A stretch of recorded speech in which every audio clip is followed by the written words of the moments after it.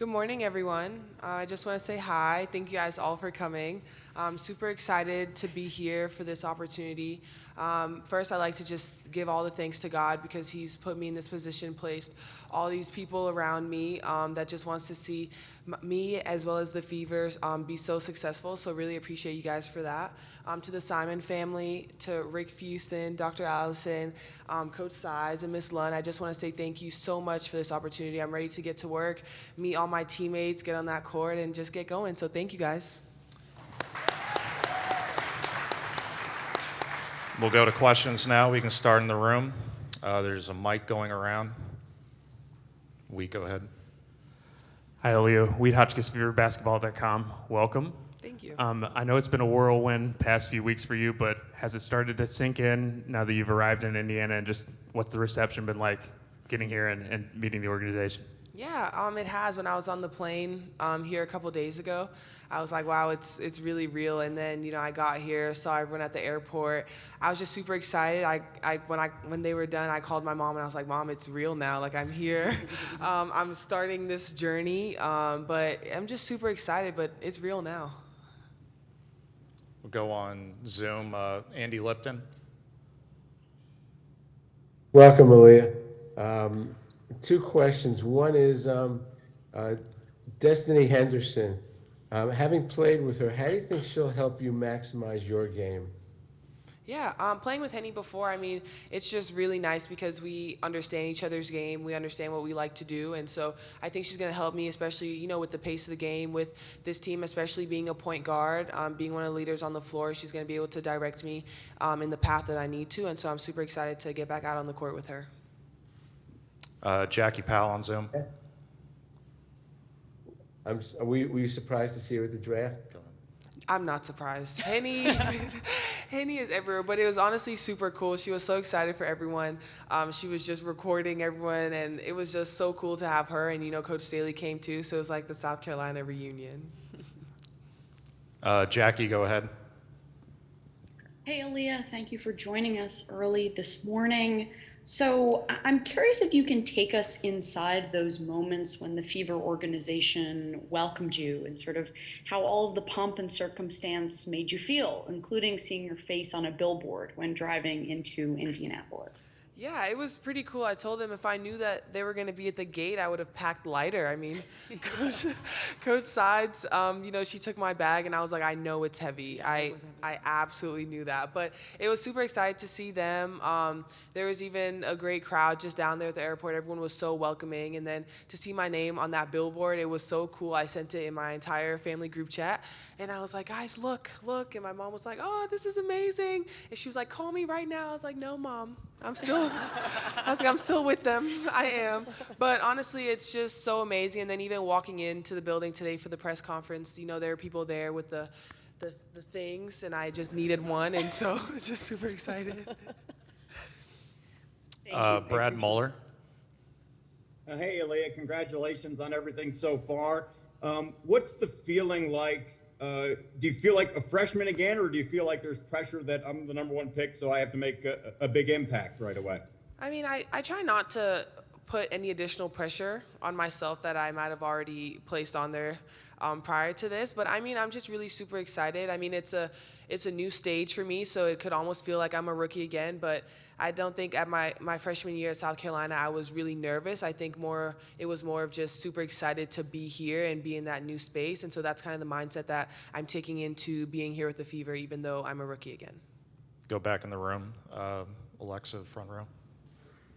Christie, this one's for you. I saw you laugh, and you said the bag really was heavy. Yeah. But all jokes aside with that, what was it like seeing Aliyah and welcoming her at the gate and just knowing that, your number one pick is here? Yeah. So exciting.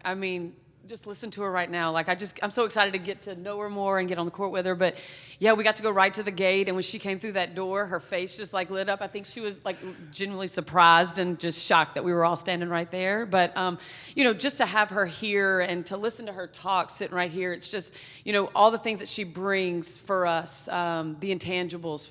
She's just a leader. She's a solid human being. She's a competitor. And she makes people around her better. And that's what's exciting about having her here.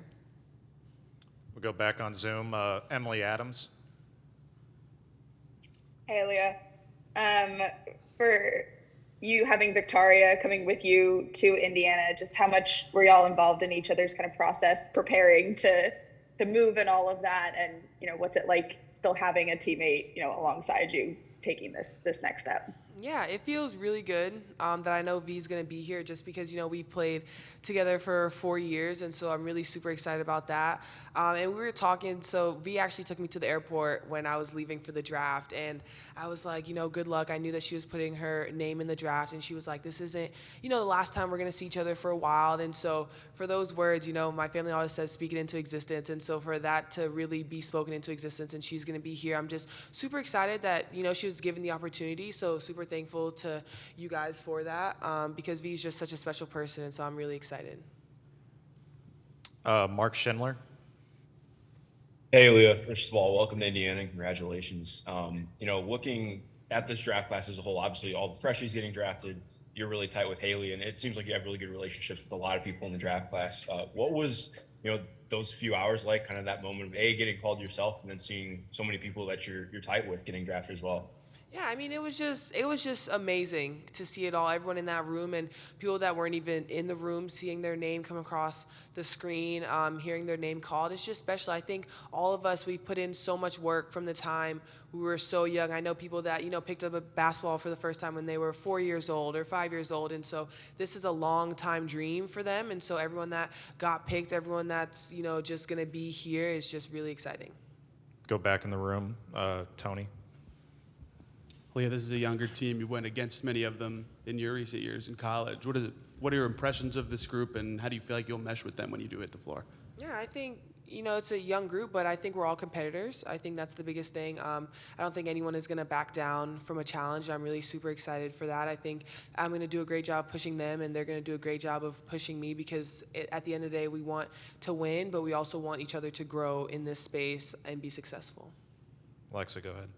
Aliyah, you just talked about V and speaking things into existence. How do you think that you two are going to help each other, as well as Destiny, having all played together, just through the training camp process, because it is going to be super competitive? Yeah, I think just kind of being each other's, in the way, like mental safe space. When we had tough games in South Carolina, like V could come up to me and be like, Aliyah, you're good. Like, don't worry about that. Get past that. And, we know each other. We know how to talk to each other, especially. And so I think that'll probably be the biggest thing. And just being there to motivate. I mean, we're going to compete. That's going to be that. But just being there to motivate. Go back on Zoom. Blake Silverman. Hey, Aliyah, congratulations. First time South Carolina has had 5 players selected in the draft. So I'm curious what it's been like for you to have that many teammates to go through a similar process and this stage of getting into the league and making the move.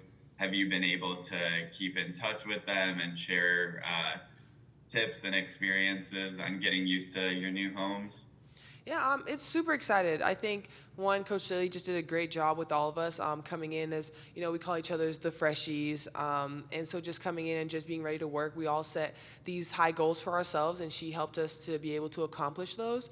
But, I mean, we've still texted in the group chat. We're like, hey, I just got to Indy, LA. She texted when she got to Atlanta. And we're just communicating because, I mean, we're all going through this process together. I mean, we're just in separate places this time, but we're still in it together. Matt Vereen. Go ahead, Matt. All right, we'll go to Brad Moeller instead. Hey, Aliyah, as you start this next chapter of your life, what are your best memories of your days here at South Carolina? Oh, gosh. I have so many. So definitely the first one would be winning a national championship. That's definitely going to be number one. But honestly, I feel like everything has been a great memory. I had so much fun in South Carolina. Like, I would do it all over for another 4 years if I could because it was just that amazing. But winning a national championship, just being with the girls, building these strong relationships, SEC championships. They're going to Paris. Did you know that? I mean, we went to the Virgin Islands. That was pretty cool, too. My parents got to see me. But they're going to Paris. That's pretty dope. It's not a memory, but it's pretty cool. Rick Henry. Hey, Aliyah, good to see you this morning. Morning. Hey, after 4 fantastic years with the South Carolina FAMs, the reactions on social media, Are they having trouble letting you and the other freshies go, or are they all in now and just very happy to see you at the next level? They are definitely all in. The fams are the best fams out there, but I mean, I see them on social media. They're loving all the Fever content that they're seeing. And so everyone, they're just like, oh, I'm loving, I see Bree doing this, I see LA doing this, I hear from Zaya. I mean, they're just super excited for us because, I mean, they're going to be supportive of us no matter where we go, and I know they're going to be at all the games, especially if we're in Atlanta, even Connecticut. I just know they're traveling. Back over to Jackie Powell. Hi, this is one for Coach Christie, if that's all right. So with training camp coming up in less than a week, which it's sort of wild to say that, I'm curious as to what your philosophy will be when it comes to assessing the talent you have and figuring out who makes the final roster and who doesn't. But also, what do you see as the benefits to having a very full training camp as well? I think you have maybe 18 or 19 folks. Yeah, we have some, you know, in a holding pattern when we get our 15 out there. But yeah, it's really exciting. I've talked to, you know, all the girls, and all we've really talked about is just how competitive this training camp is going to be, which is really, really exciting. We've just tried to really talk to them about the importance of when they get here, what that's going to look like they need to, you know, the kind of shape they need to be in. But I tell you what, like, just putting the right people on the bus is what I keep talking about. And some folks, you know, the talent is what, you know, we've got a lot to choose from. But when it comes down to it, the right people need to be on that bus, and that's the right people that want to buy into the culture and buy into, you know, our process. And I really believe, like, for a sustainable situation here with the Fever and getting back to where we belong, it takes these steps, and you can't skip any steps. And you can have some, you know, some limited success, but we're not looking for that. And so those guys that are coming in the next few weeks, we've actually had some that have been here. There's some that are here today. Thank you guys for coming. Really appreciate it. Some players, but you know, they're bought in and they're excited, and they know they're going to come in and have to work. So it's gonna be tough, and we're gonna, you know, we've got 18 to choose from, and that number's going to dwindle down to 12, and we're going to put the right people in the Fever uniforms to make sure we're back where we are. Thank you, I appreciate that. Go Ben Pickman from The Athletic. I got one for Christie too, staying there.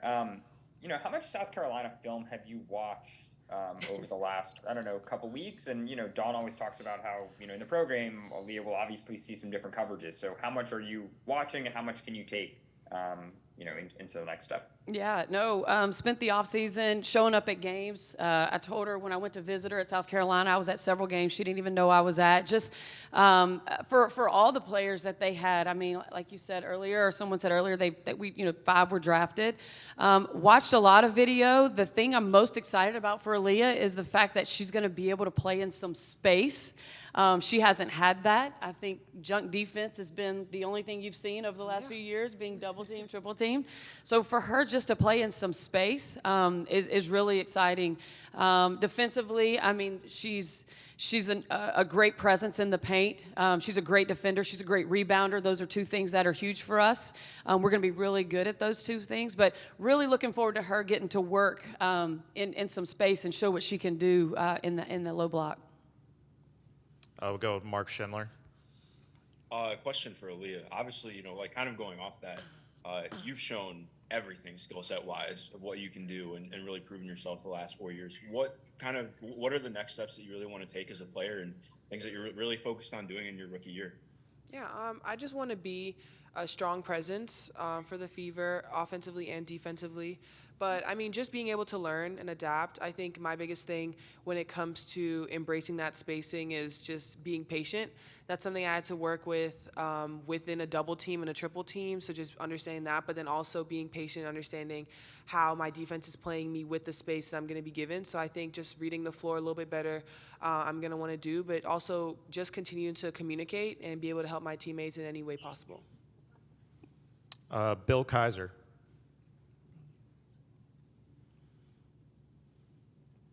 Bill, go ahead. Okay, we'll go here in the room. Angela. Hey guys, Angela from Wish TV. Coach, this is for you. This is your first season as a head coach. How does adding Aliyah jumpstart that for Wow. you as a first-year head coach? Yeah, I mean, the weekend of the draft lottery was the weekend of my press conference as well. So we went from press conference, which was amazing, and you guys all showed up, and to go to the draft lottery and to get that #1 pick. I mean, it just, I keep talking about, Lynn did such a great job with the picks last year. And so we've tried to not use, rebuild. Like we're reloading, and to reload with this right here, I mean, and then the other ones that we have coming in, that, with the 7th pick and the 13th pick, but just incredible addition to what we've, got started so far. Let's try again. Bill, go ahead. Yeah, sorry about that. Warner Technology. Good morning, Aliyah. Morning.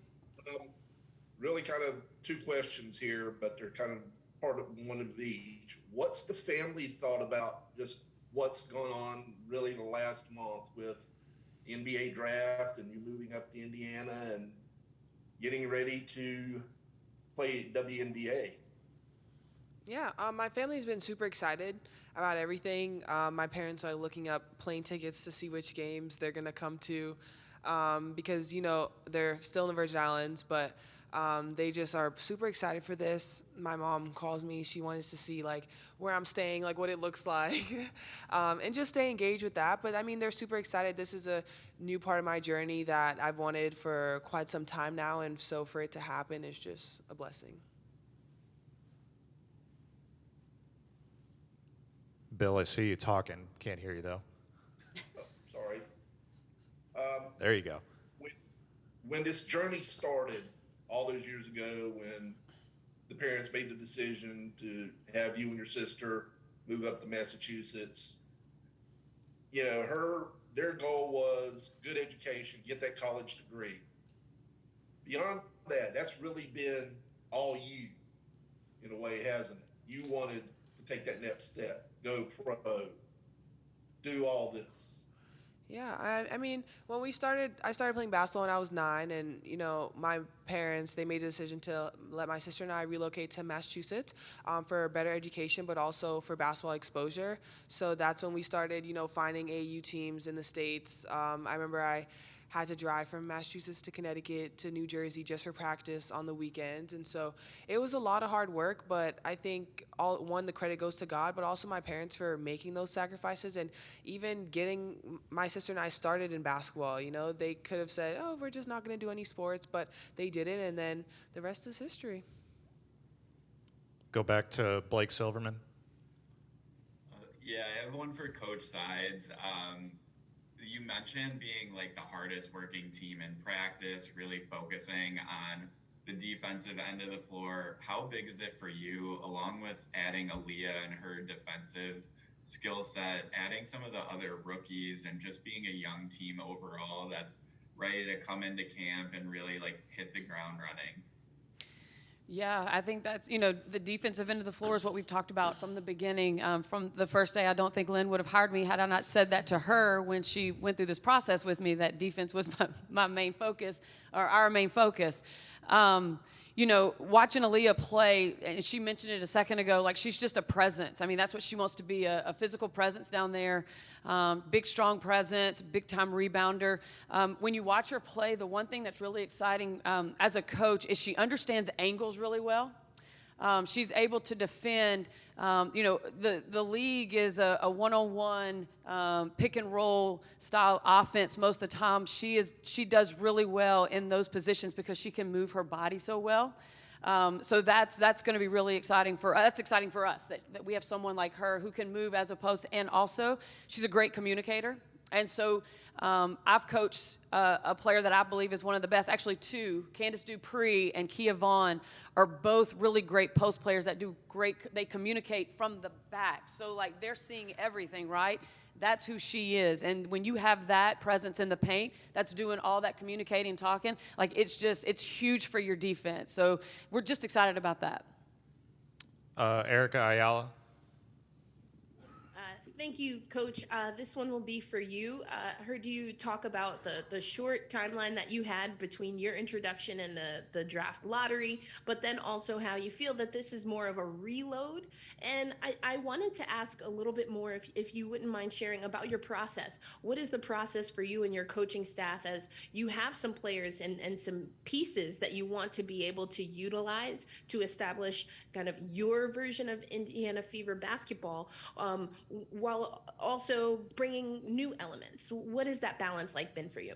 Yeah, we went to work in November and just started trying to figure out what pieces fit perfectly for free agency. And adding Erica Wheeler and Christy Wallace, Maya Caldwell, bringing Emma Cannon back and Victoria Vivians, that was a huge piece because that's our veteran leadership. Like that's the group that's going to set the bar for all these young folks. Like we need people here who've had different experiences. So just going to really lean on those guys that I just mentioned to really walk these young players, and even the second-year players, the rookies from last year, they were here and they were thrown into the fire. And so just to have now some veterans around them to help them grow and kind of go in the direction that we want to go, always thinking defense first, but then we also have some great offensive tools. I know you guys saw Nalissa Smith play in AU. She won that league and just scored all kinds of points, and so that's exciting.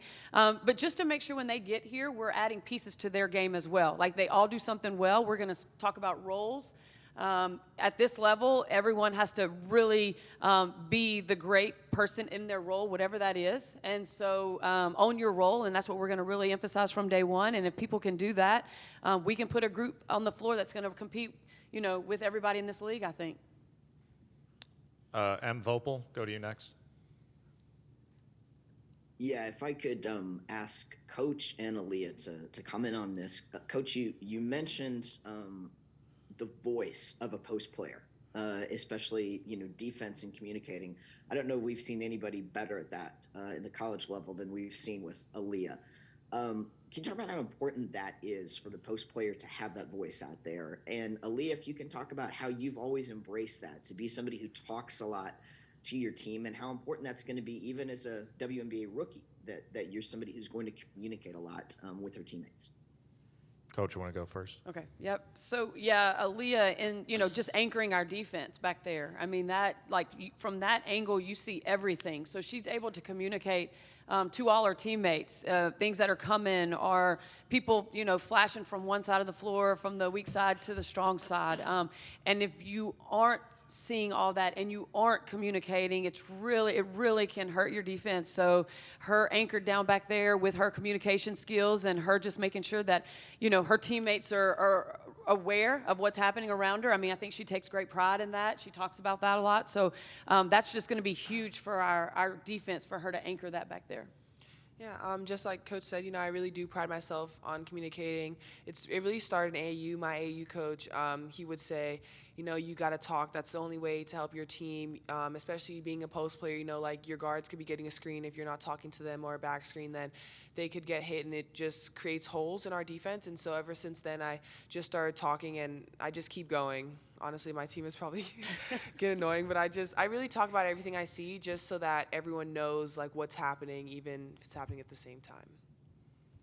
I think we'll go one more on Zoom. Mark Schindler. Question for Christie. You kind of alluded to it earlier, and anybody who knows Aliyah has talked about the kind of person she is, and how she can be that foundational person just through her personality. What things set her apart for you that make her such a special person? Yeah, so, through this process, we watched, or I watched, Lynn watched, we watched everything that she did interview-wise. There was a time there where she had us all in a little bit of a panic when we weren't sure what she was going to do. These young people have all these opportunities to stay in college. So me and my assistant, Jesse Miller, flew out to South Carolina. The trip was planned before it really, got crazy that, she might stay. And I was really, the whole time I was on my way out there, and I was trying to figure out, what is my play here? Here I am. Do I want to jump up and be like, hey, come out. You want to come play for the Fever. We've got the #1 pick finally. So it was, I just didn't know what to do. I was talking to Jesse. I was like, Jesse, what is my play? So we walk into the gym. She's sitting on the sideline with her teammates. She is coaching her teammates before they even start practice. I mean, as a coach, you're watching all these things. So we just say hello, I think, and then we move on, and practice is over, and she comes up from behind me. And so I walk up, and I'm like, oh, my gosh, okay, here we go.